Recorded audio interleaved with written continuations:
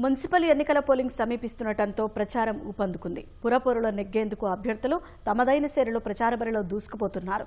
మున్సిపాలిటీలు కైవసం చేసుకునేందుకు ప్రధాన పార్టీల అభ్యర్థులు, స్వతంత్ర అభ్యర్థులు ప్రత్యర్థులపై విమర్శనాస్త్రాలు గుప్పిస్తున్నారు.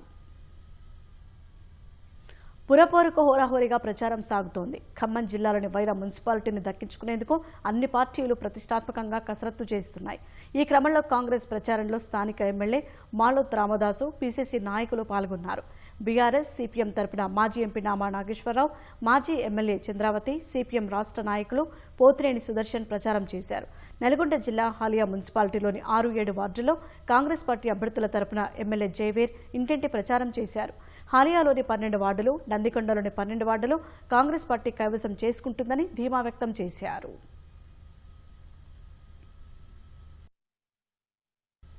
పుర ఎన్నికలను సజావుగా నిర్వహించనున్నట్లు రామగుండం సిపి అంబర్ కిషోర్ ఝా పేర్కొన్నారు. మంచిర్యాల జిల్లాలోని 59, 60వ డివిజన్లలోని పోలింగ్ కేంద్రాలతో పాటు క్యాతరపల్లి పురపాలికలోని పలు పోలింగ్ కేంద్రాలను పరిశీలించారు. ప్రజల శాంతియుత వాతావరణంలో ఓటు హక్కును వినియోగించుకోవాలన్నారు. పోలీసులు అన్ని విధాలా అందుబాటులో ఉంటారన్నారు. ఎన్నికల నియమావళిని ఉల్లంఘిస్తే కఠిన చర్యలు తీసుకుంటామని హెచ్చరించారు. జిల్లా పరిషత్ హై స్కూల్ 59-60 వార్డ్స్ కి ఇక్కడ ఓటింగ్ ఉంటది. ఇక్కడ ఉన్న అరేంజ్మెంట్ చూసుకోవడానికి నాతో సహా డీసీపీ గారు, ఏసీపీ గారు, లోకల్ ఎస్హెచ్ఓ గారు అందరు ఉన్నాము.